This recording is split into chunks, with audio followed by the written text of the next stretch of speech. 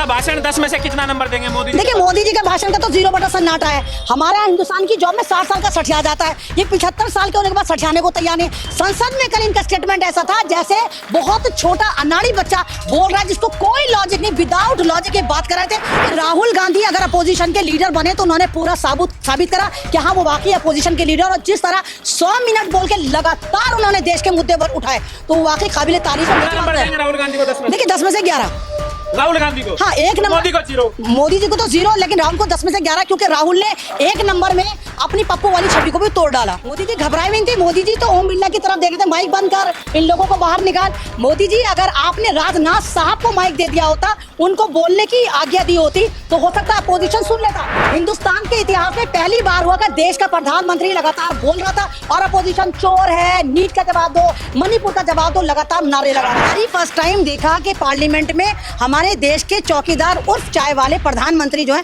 पानी पी के अपोजिशन को कोस धड़ा पानी पे पानी पानी पानी पी रहे थे।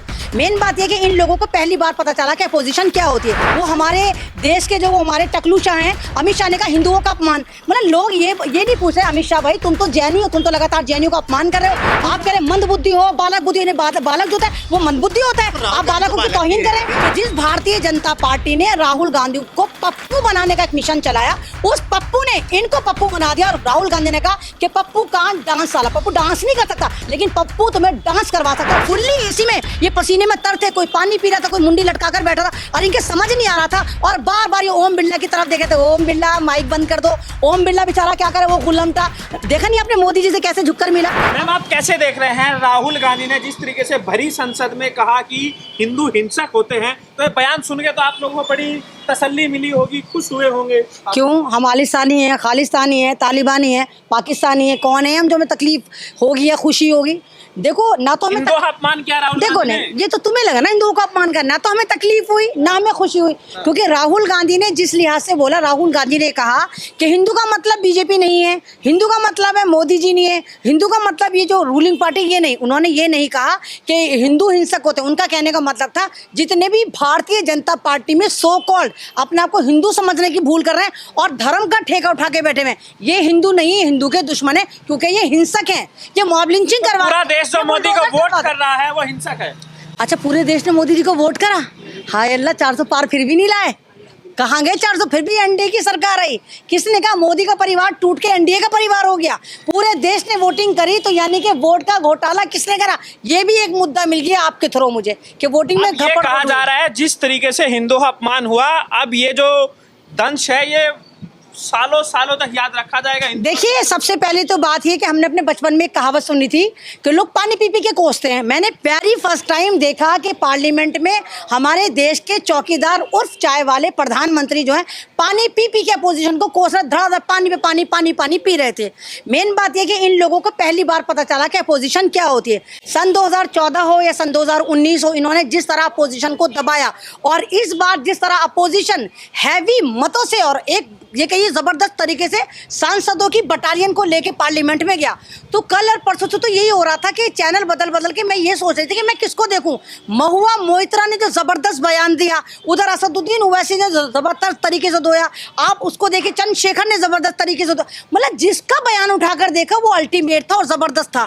तो अब ये सारे अपोजिशन वाले परेशान है। और आपने नहीं देखा सबसे पहले जो इस चीज़ को अपोज करा वो हमारे देश के जो वो हमारे टकलू शाह हैं, अमित शाह ने कहा हिंदुओं का अपमान, मतलब लोग ये नहीं पूछ रहे अमित शाह भाई तुम तो जैनी हो, तुम तो लगातार जैनियों का अपमान कर रहे हो। गुजरात में जिस तरह जैनियों के धर्म स्थलों को तुम तोड़ रहे हो, कब्जा कर रहे हो, तो तुम्हारा तो हिंदू धर्म से कोई लेना देना, तुम्हें क्या मतलब कि हिंदू का धर्म का अपमान हुआ या अमान हुआ।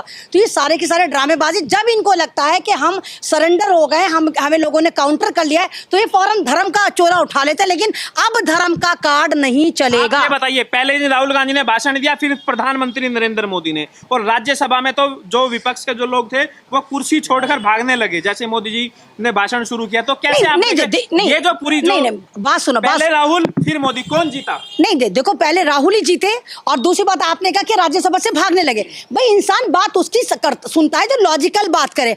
अब आप बचकाना बात कर रहे हैं कि मंदबुद्धि बुद्धि हो, बच्चा बुद्धि हो, बालक बुद्धि हो, यानी देश के आप आने वाले फ्यूचर जो देश के फूल है, मासूम फूल है, आप उनकी एक तरह से पर्सनालिटी को जीरो कर रहे हैं मोदी जी। आप कह रहे हैं मंद बुद्धि हो, बालक बुद्धि, बालक जो होता है वो मंद बुद्धि होता है, आप बालकों की तौहीन करें। 52 साल की राजनीति में अरे मेरी बात देखो मेरे भाई, अफसोस तो इस बात का है ना इन लोगों को कि जिस भारतीय जनता पार्टी ने राहुल गांधी को पप्पू बनाने का एक मिशन चलाया, उस पप्पू ने इनको पप्पू बना दिया। और राहुल गांधी ने कहा कि पप्पू कांट डांस साला, पप्पू डांस नहीं कर सकता लेकिन पप्पू तुम्हें डांस करवा सकता है। और जिस तरह अपोजिशन ने इन लोगों को, रूलिंग पार्टी को नचवा दिया, इनकी मौतें देखी हैं, ऐसे सन्नाटे थे, मतलब फुल्ली एसी में ये पसीने में तर थे, कोई पानी पी रहा था, कोई मुंडी लटका कर बैठा था और इनके समझ नहीं आ रहा था। और बार बार ये ओम बिरला की तरफ देखे थे, ओम बिरला माइक बंद कर दो। ओम बिरला बेचारा क्या करे, वो गुलाम था, देखा नहीं आपने मोदी जी से कैसे झुककर मिला। और राहुल गांधी कह रहे हैं संस्कार कुछ होता है नहीं, कि नहीं, नहीं होता है? उनके अंदर संस्कार नहीं है,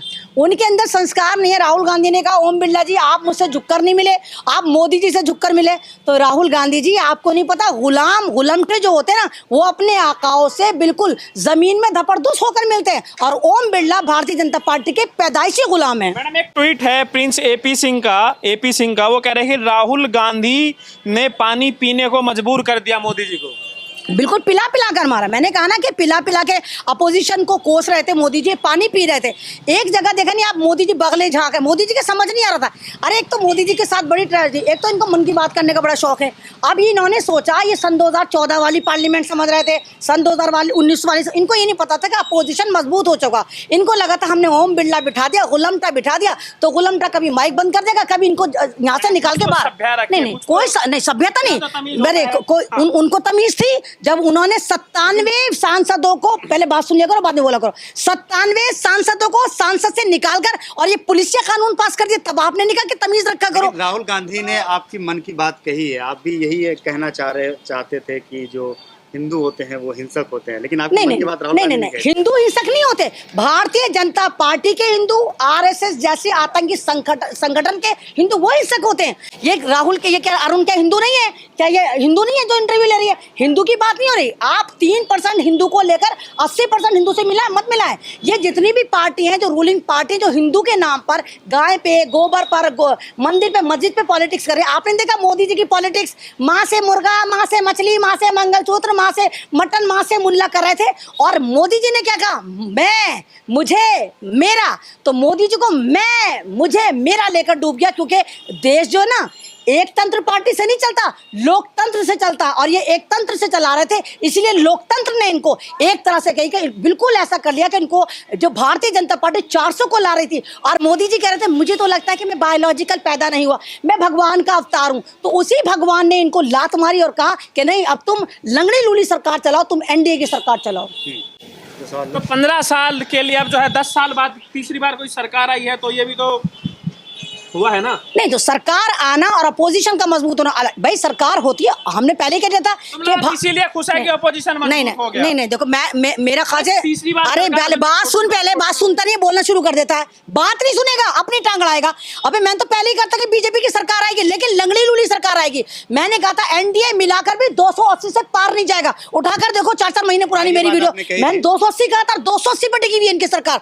तो ये लंगड़ी लूली सरकार है, मजबूत सरकार नहीं, मजबूर सरकार है। और जब सरकार मजबूर होती है तो अपोजिशन मजबूत होती है, और जब अपोजिशन मजबूत होती है तो देश के मुद्दों पर बात करी जाती है। अब आप देखिए पार्लियामेंट में मुसलमान की बात करी जा रही है, नीट की बात करी जा रही है। और जिस तरह कल हाथरस में एक आप देखिए कि हेड कांस्टेबल, बलात्कारी हेड कांस्टेबल जो था, जिसने आप एक तरह से धर्म संसद सजाई थी और वहां पर 200 से ज्यादा लोग मारे गए, तो इसकी भी बात हुई। तो बीजेपी के लोग शुभकामनाएं दे रहे हैं आप लोगों को कि अगर आप विपक्ष में खुश हैं तो आप हमेशा खुश रहिए। नहीं, बीजेपी के लोगों से हमारे कोई इस तरह की कोई बातचीत नहीं है, लेकिन हाँ ये कहना चाहते हैं कि भारतीय जनता पार्टी अभी भी अगर इंसानियत पे काम करे तो एक पॉलिटिकल पार्टी पूरे हिंदुस्तान की कम्युनिटी उसको कबूल करेंगी। लेकिन अगर धर्म पे बात करोगे, माँ से मुर्गा, माँ से मछली, माँ से मुल्ला, माँ से मटन, तो मुसलमान क्या पूरा देश आपको डिसऑन करे। मोदी का भाषण 10 में से कितना नंबर देंगे मोदी जी? देखिए मोदी जी के भाषण का तो 0 सन्नाटा है।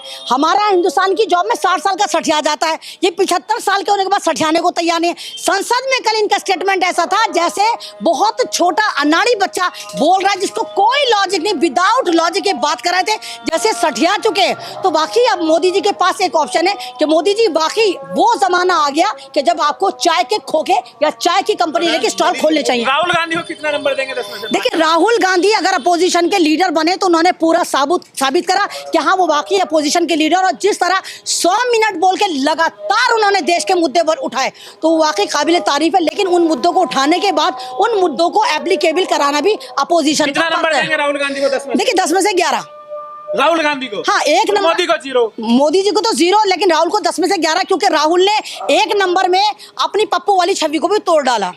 अच्छा, मोदी जी काफी जो घबराए से लग रहे हैं। मोदी जी घबराए हुए थे। मोदी जी तो ओम बिरला की तरफ देखे थे, माइक बंद कर, इन लोगों को बाहर निकाल। मोदी जी अगर आपने राजनाथ साहब को माइक दे दिया होता, उनको बोलने की आज्ञा दी होती, तो हो सकता है अपोजिशन सुन लेता।